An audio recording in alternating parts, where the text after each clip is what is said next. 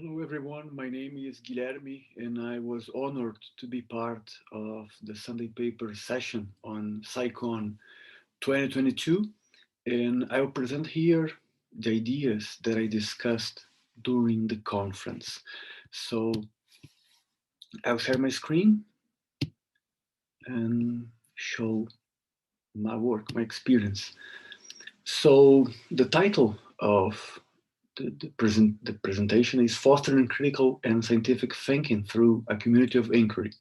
My name is Guilherme Brambatti Guzzo. I am from Brazil. I am an assistant professor at the University of Caxias do Sul.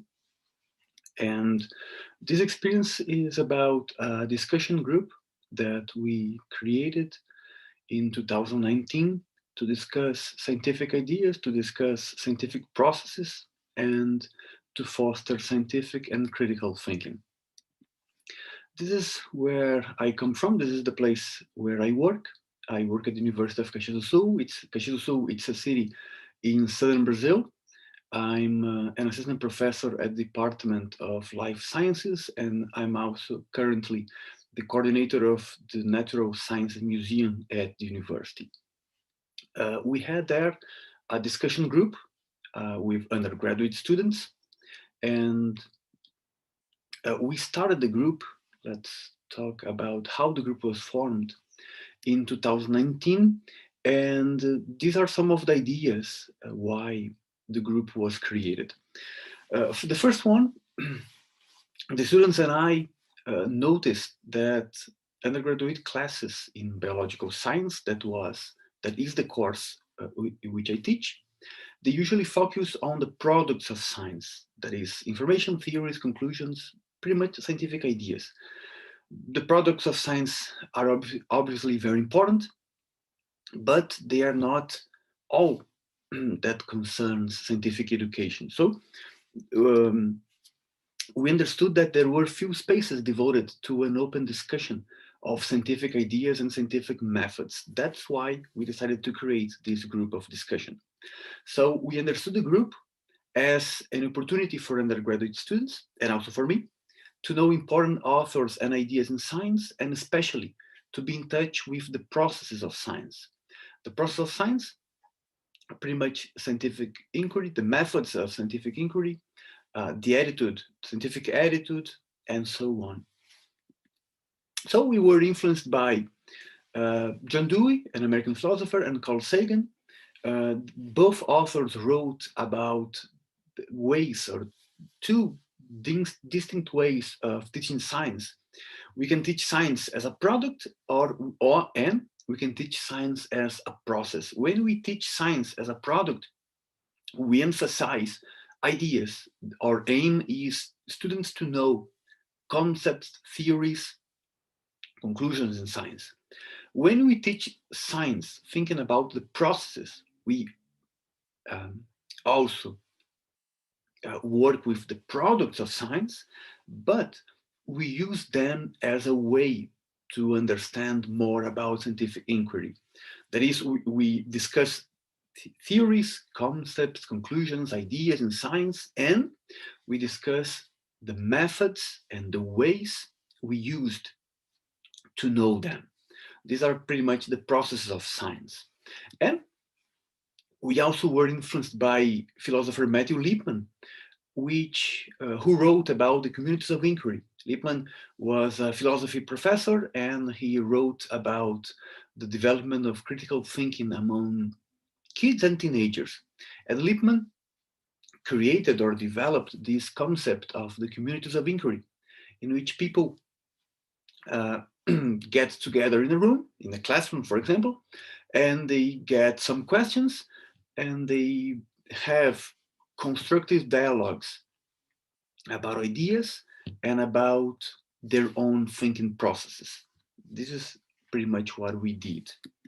So the group was called in Portuguese Liga Acadêmica de Divulgação Científica. It was active in 2019 and 2020, composed by more than 20 students from different undergraduate programs in life sciences. We had bi-weekly meetings, and the structure of the group was based on Lipman's communities of inquiry. So how did we organize the meetings? We had, first of all, we selected the topic and material to be read, watched, or listened to. The selection of the topic was, I usually did that. I was like the coordinator of the group, but in many cases, the students also selected topics or perhaps texts, podcasts that they wanted to be discussed during the meeting. So we brought these topics and texts and material to the meetings. So we first selected the topic and the material, then we created a list of questions and topics for discussions, and we sent to the participants the material and the questions and topics for discussion, usually 1 week before the meeting. And the topics were usually from biological sciences, but in some cases, the group discussed pseudoscientific claims like regarding UFOs, crop circles, or bad popular science texts. Questions during the meetings, they focused more on the hows and whys rather than what and who. We obviously asked what, like what kind of evidence do we have for certain claim, or who is saying, who said that, and something like that. But we emphasize the how. How do we know that this kind of evidence is more relevant than that in regarding the claim we are evaluating? Why are you saying so? Why are you so confident that this conclusion is correct rather than the other conclusion? So we always tried to help students present their reasons, the reasons why they believed they accepted an idea rather than other, the reasons why they justified the conclusions they had, the reasons that were used to justify scientific ideas, and so on. We based our discussions in the evaluation, the presentation and evaluation of reasons.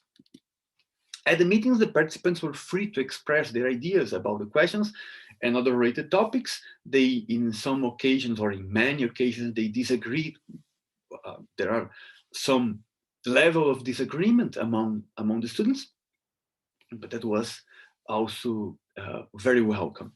And at the end, there was a synthesis of what was discussed, and also we wrote a list of some questions that remain unanswered, or we thought about some questions or some topics that were not properly addressed during the meeting, and sometimes we got back to them later in other meetings. An example of what we did: the students were curious about this book, which is a best-selling book in Brazil, The Hidden Life of Trees. It contains some extraordinary claims about the capacity of trees to communicate and to feel things.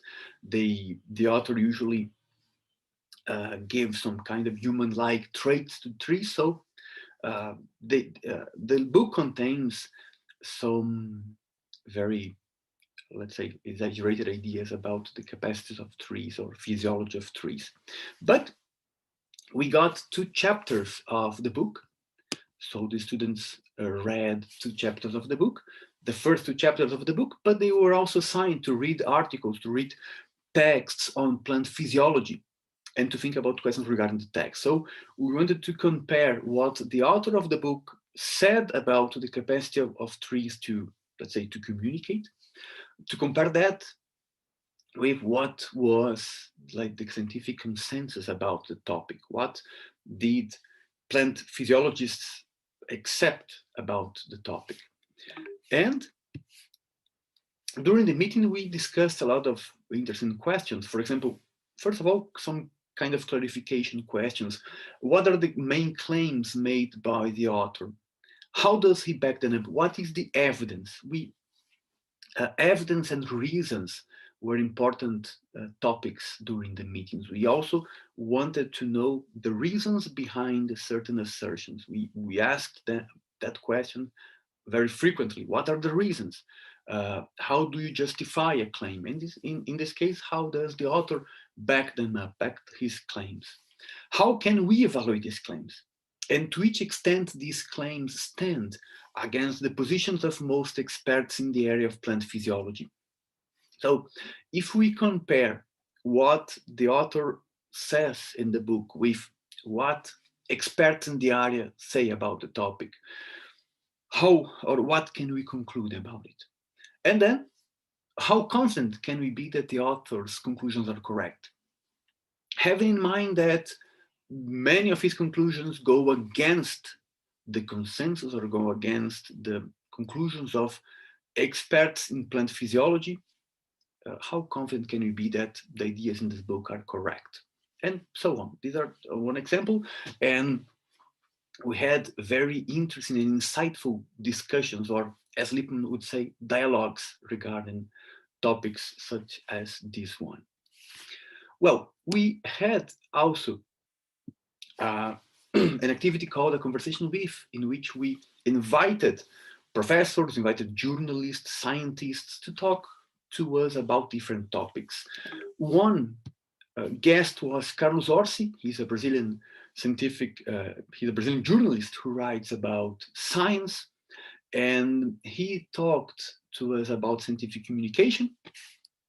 We had also a conversation with Massimo Pigliucci, philosopher and biologist, who talked to us about science and pseudoscience.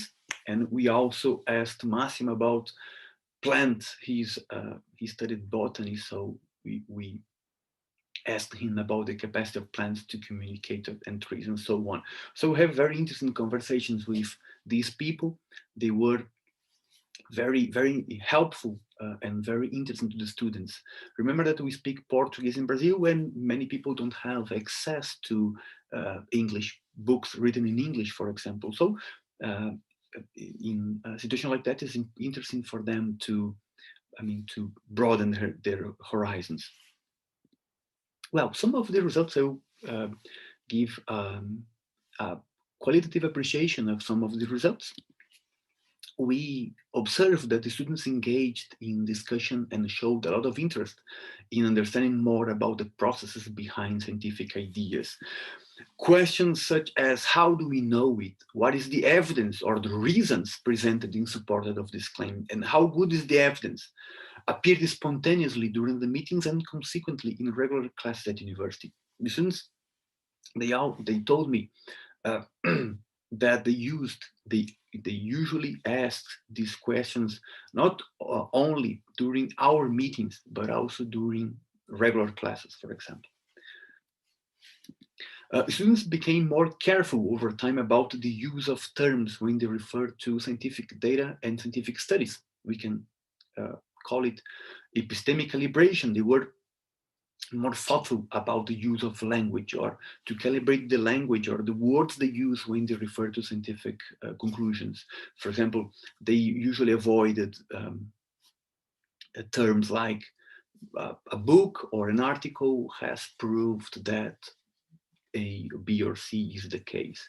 They were more thoughtful, saying, look, we have strong evidence that says this is the case.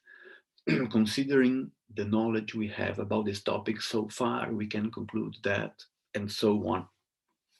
This is very important for people who are in their undergraduate course and they are developing their scientific thinking. And some participants created other projects related to the promotion of science and critical thinking. They created courses on scientific thinking, for example, scientific communication projects, papers, there's a forthcoming book, and so on. I have here two papers that were published by, by members of the group. The first one on the left is the importance of the qualified communication of ideas in science teaching. And the other one is, why should you know what basic science is? One is like a theoretical exploration of the use of language in science teaching. And the other is shows the results of a short course that 3 students created regarding basic science. We have a book that is coming probably in 2023. It's called in English Science in the Classroom.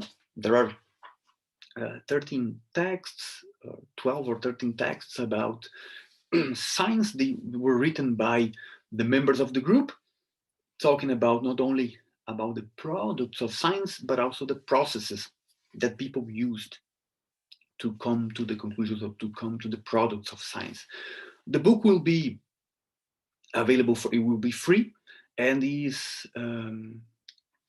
hope it will be used by teachers and students at school, and also read by people who are interested in science. Wow, that's it. I thank you for your attention. This is my mail, and feel free to get in touch. Thank you for your attention, and it was an honor to be part of CSICon.